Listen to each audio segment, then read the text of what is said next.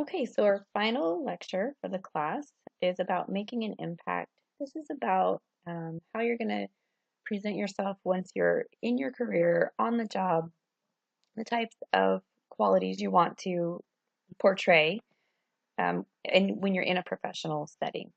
So things like being dependable and being a team player and having a good attitude and all of these types of things that's going to help you be successful in your career to be able to move forward. So one of the things that's really important is understanding the culture of the place that you're working. Jobs, companies, organizations kind of have personalities of their own, and figuring out what that personality is can help you fit in better and help you be able to really succeed in that job because they're going to notice that you are embodying these qualities that they want to portray for their organization. So I'll give you an example. I used to work for a preschool, and I kind of jokingly called it the hippie preschool. That might sound kind of stereotypical, but basically the culture of this preschool was um, they cooked all their own organic food. There was a garden there. They had pigs and chickens. The kids would just kind of free range run around the grounds there with no shoes on. They let them play in the mud. A lot of the kids would wear cloth diapers and very environmental kind of things. Just very free spirited, kind of forward liberal thinking. And this was the culture of this preschool that I worked at.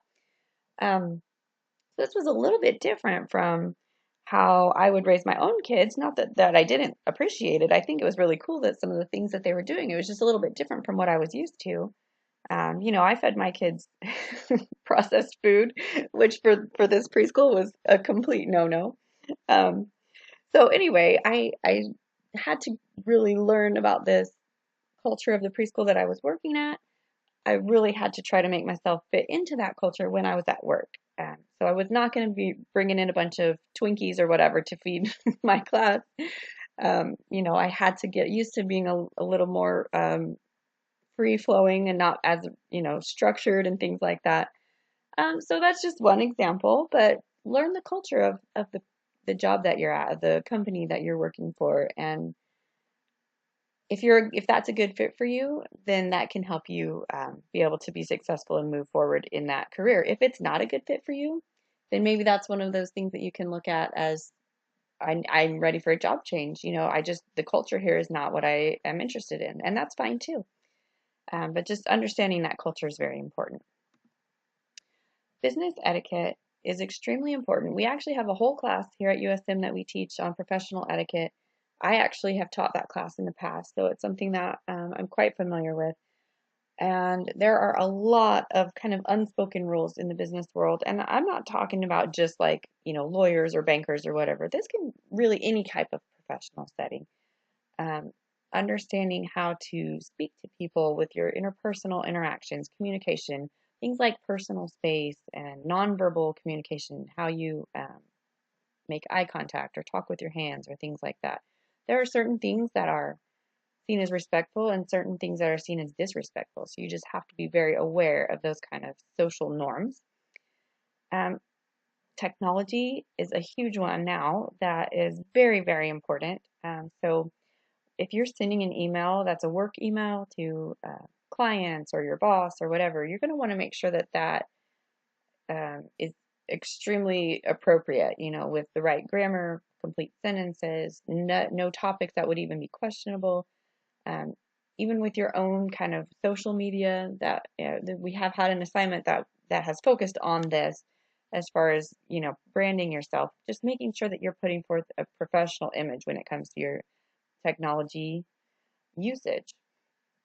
And then even things like eating, like so say you go out to a business lunch, like there's a whole set of rules for dining etiquette that you're going to need to know about. Like, um, you know, you should not start eating until everyone at the table has their meal.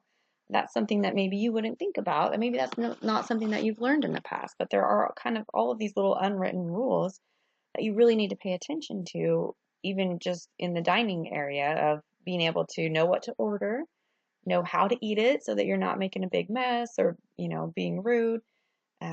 who pays for the bill when it comes? That's something that you have to figure out what's the appropriate thing to do in that situation. So um, there are just so many little business etiquette rules, and like I said, we have a whole class about it. You could spend an entire semester talking about it.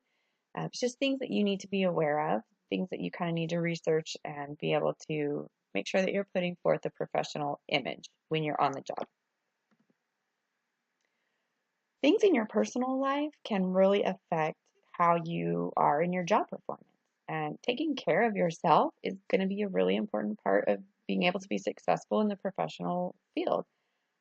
If you're completely stressed out and have some really hard things going on at home, and then that starts to spill over into your work, which, it probably will if you've got some major life stressors going on, um, that just does not give off a good reputation for, being dependable, being steady. If you're always being late to work and kind of emotional when you're there, and it's going to affect your job performance. So really learning how to manage stress, learning how to eat well, staying healthy, being able to balance the life stressors with your work responsibilities. Those things are all very important because if you're not your best self, then you're not going to be able to do your best work. So just being aware of that and learning how to balance all of those things is going to also help you be successful.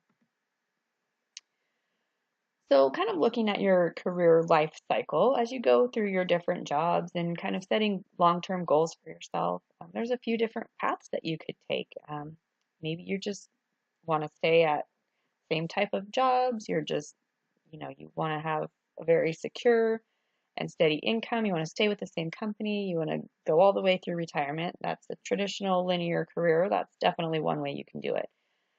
There's also, if you're more of a free-spirited kind of person, this kind of other path that you could take where maybe you're going to be an entrepreneur. Maybe you're going to open your own business. Maybe you get a little bit of experience in the regular corporate world and then you just take off and, you know, decide to be a consultant and just go from job to job. Maybe you're just going to do contract work so that way you can kind of get a lot of different job experiences. Maybe you start your own business. Just lots of different ways to formulate what your career is going to look like. And that really just depends on your personality, what kind of opportunities come up for you, and what makes you happy in your career. Joining a professional association can be really beneficial. It can help you network so that you can find, ways to kind of move up that career ladder. It looks good on resumes. Also just to kind of get leadership experience, learn from other people who have more experience than you to help you, even if you're not looking for a new job, but to help you at your current job.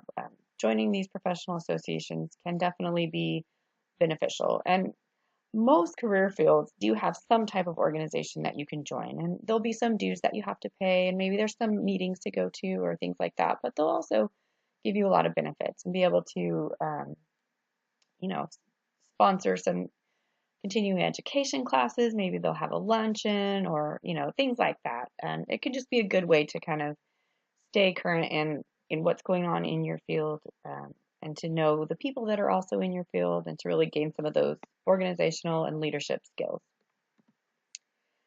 And then finally, we're going to talk about continuing education. Um, this could look like something like I'm going to go back to school and get my PhD so that I can, continue my education in that way. Or it could just be I need to get some continuing education hours so that I can keep my license up to date. Some jobs will require you to have continuing education. Some licenses that you'll have, like a, therapist or social worker or something like that, you're going to have hours every year that you have to keep up with your continuing education classes. So a lot of them can be done online. Sometimes they'll have conferences or things like that that count for continuing education. A lot of employers do require you to do that. So just like the mission of FCS is that's part of it, is to always be learning new things, always to stay current in your field. So this is one way to do that, and that your employer very well likely will require you to do that, is to just keep learning about new things, stay up on the current research, and go to conferences and go to classes, so that you're not becoming outdated. If you graduated 5 years ago and you haven't learned anything about your field since then, it's time to kind of refresh the things in your career field because things change. Things become outdated pretty quickly depending on the type of field that you're in. So just keeping up on the knowledge so that you make sure that you are up to date on everything that's going on in your field. That's it. That's the last lecture for the class. I hope that this has helped you kind of have a vision of what maybe the next few years are going to look like in your career, and I wish you all the best of luck.